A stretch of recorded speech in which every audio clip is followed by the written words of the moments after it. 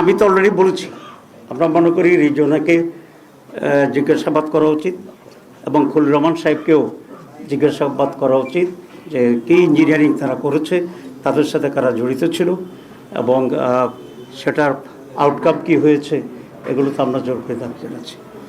আপনারা যেটা বলেছেন যে ডেপুটি স্পিকার নিয়ে আমাদেরকে অফার করা হয়েছে এবং রহমতকে, আসলে এখানে দুটি বিষয় আছে। একটা বিষয় হচ্ছে আমাদের বর্তমান যে কনস্টিটিউশন, এই কনস্টিটিউশনে লেখা আছে জাতীয় সংসদে একজন স্পিকার এবং একজন ডেপুটি স্পিকার থাকিবে। এটা হচ্ছে বর্তমান সংবিধান। আর আমরা যে রিফর্মস প্রস্তাবনা আমাদের যেটা আছে সংস্কার প্রস্তাবনায় জুলাই চার্টারে, সেখানে আমরা একমত হয়েছি, প্রস্তাব দিয়েছিলাম যে একজন স্পিকার থাকিবে, দুইজন ডেপুটি স্পিকার থাকিবে। সেই দুইজন ডেপুটি স্পিকারের মধ্যে একজন সরকারি দলের হবে, একজন বিরোধী দলের হবে। এই ব্যাখ্যাটা এখনও কনফিউজিং। যদি এমন হয় সরকার বর্তমান সংবিধানের আওতায় যে একজন স্পিকার হবে সরকারের কাছ থেকে, আর যে একজন ডেপুটি স্পিকার আছে এটা তারা বিরোধী দলকে অফার করবে, সেই ক্ষেত্রে বিষয়টা কী হয় আমরা বিবেচনা করে দেখব। তবে সেই জন্যে তাদের কাছ থেকে আমাদেরকে অফিসিয়ালি লিখিত প্রস্তাব পাওয়া জরুরি।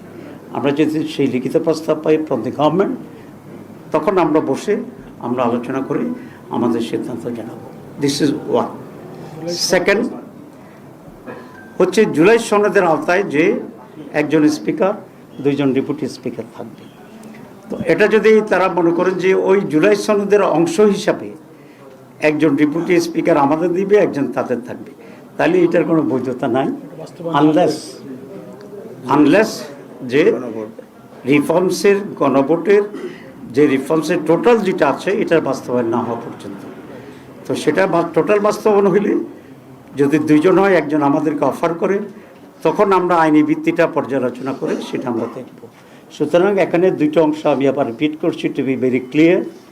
একটা হচ্ছে বর্তমান সংবিধানের আওতায় একজন স্পিকার থাকিবে, একজন ডেপুটি স্পিকার থাকিবে। সেক্ষেত্রে স্পিকার সরকারি দল নেবে এবং আমাদেরকে ডেপুটি স্পিকার অফার করবে।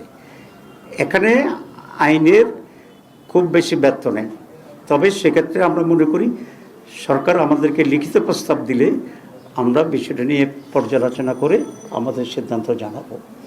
আর যদি দ্বিতীয়টি হয় যে তারা দুইজন ডেপুটি স্পিকার, এর ভিতরে একজন আমাদের কিন্তু একজন আমাদেরকে দেবে না, এটার বৈধতার কোনো সুযোগ নেই।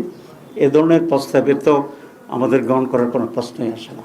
বরং আমাদের দাবি থাকবে যে জুলাই চার্টারকে পূর্ণাঙ্গভাবে বাস্তবায়নের উদ্যোগ নিয়ে এটাকে যদি আইনি ভিত্তি দেওয়া হয়, সংবিধান ইনক্লুড করা হয়, তখন দুইজনের স্পিকার আইনসম্মত হবে, সংবিধান সম্মত হবে এবং একটি বিরোধী দলকে দিলে, একজন সরকার নিলে এই আইনি ভিত্তি হবে, তখন এটা বিবেচনা করা হবে।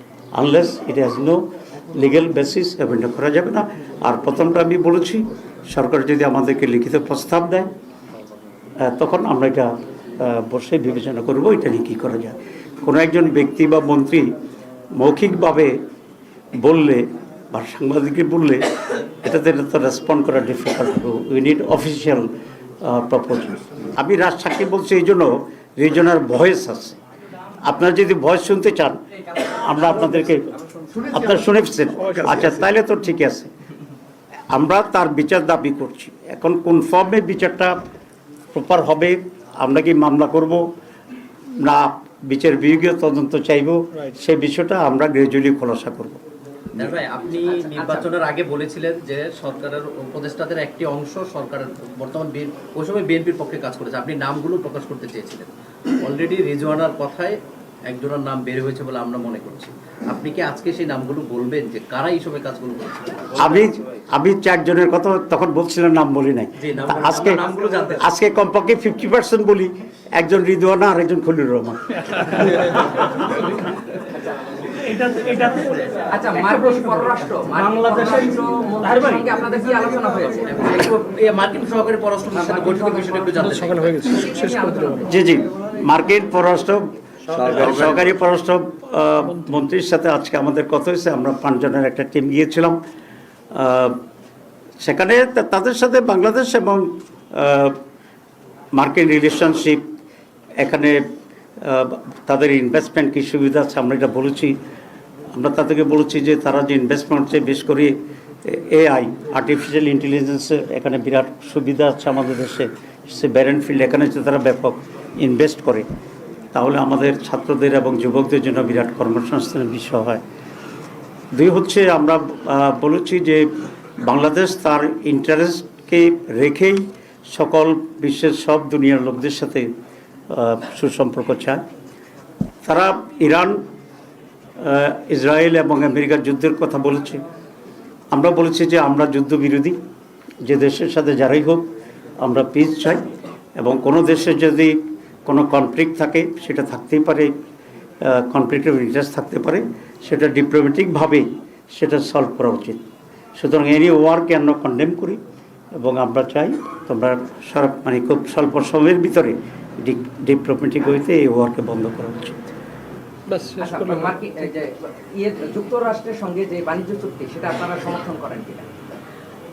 বাণিজ্য চুক্তির ভিতরে কতিপয় জিনিস আছে যেগুলো বাংলাদেশের জন্য প্রয়োজন, তো অতটুকুকে তো এই সরকারকেও ক্যারি অন করতে হবে সেখানে।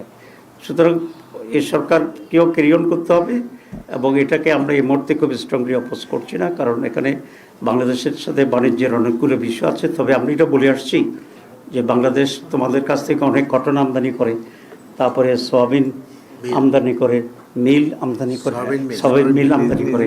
তো আমরা যেহেতু হিউজ ইম্পোর্টার, আমরা তোমাদেরকে রিকোয়েস্ট করব যে চুক্তির চেয়েও আরও কম ট্যারিফে তোমরা বাংলাদেশ থেকে গুডস বাংলাদেশ থেকে পাঠাবা। এটা তাদেরকে আমরা বেশি অনুরোধ করে আসছি। একটা ছোট প্রশ্ন, আপনি বক্তব্যে বলেছেন যে হামলা, ধর্ষণ, ঘটনা ঘটছে, আইনশৃঙ্খলা পরিস্থিতি, দলীয়ভাবে আপনাদের অবস্থানটা কি? কোনো কর্মসূচি বা এরকম কোনো চিন্তা ভাবনা করছেন? আমরা বলেছি যে আমরা অন্যান্য সময়কার নির্বাচনের পরে যে ধরনের একটি হট এক্সচেঞ্জ হয়, এসব নিয়ে ব্যাপক আইনশৃঙ্খলা পরিস্থিতির পরিণতি হয়, বিশাল প্রটেস্ট হয়, আমরা বুঝে শুনেই সেটাকে সেই লেভেলে যাইনি। কারণ আমরা চাচ্ছি একটু কালচারালি চেঞ্জ করার জন্য, যে আমাদের যা হয়েছে সেটার পরে আমরা কনস্ট্রাকটিভলি জানাচ্ছি, আমরা আইনের আশ্রয় নিয়েছি, আমরা খুবই নন ভায়োলেন্ট প্রটেস্ট আমরা করছি। কিন্তু এটা যদি সলিউশন না হয়, এটা বাড়তে থাকে, তখন তো আমাদেরকে আর একটু স্ট্রংলি রাস্তায় নামতে হবে, এবং পার্লামেন্টও আমরা সেক্ষেত্রে স্ট্রং ভূমিকা নেব। এত নিরাপত্তা পালন করছে যে কয়েকদিন পরে আপনাদেরকে যদি বিরোধী মানে গৃহপালিত বিরোধী দল যদি তকমা দিয়ে দেয়, তখন কি করবে? তখন আমরা সেটাকে ওভারকাম করার জন্য যে ভূমিকা নেওয়া দরকার সেটা করব। আমরা বুঝবো যে জনগণ, আমাদের দেশের জনগণ খুব ভাইব্রেন্ট এবং খুব পিসফুল অপোজিশনকে তারাও সেভাবে নিচ্ছে না, নাম্বার ওয়ান। নাম্বার টু হচ্ছে, আমি এটা ব্যাখ্যা করেছি, আমরা এক তো নীরব নই, আমরা অনেক প্রটেস্ট করেছি, অনেক মিছিল করেছি, যে যে জায়গায় হামলা হচ্ছে সেখানে লোকালি আমরা প্রতিবাদ করতেছি, আমরা মামলা করতেছি, সাংবাদিক সম্মেলন করতেছি।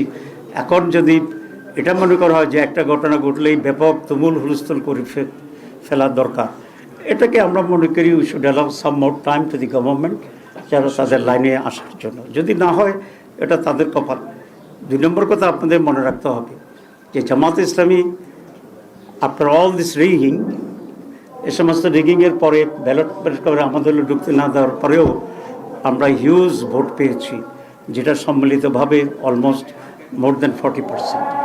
আর বাংলাদেশে 3টি সরকার 40%-এর কম ভোট পেয়ে সরকার গঠন করছে, ঠিক আছে? সেটা আমরা যে ভোট পাইছি এটাকেও যদি ধরে নিই, তাতে সরকার গঠন করার মতো ভোট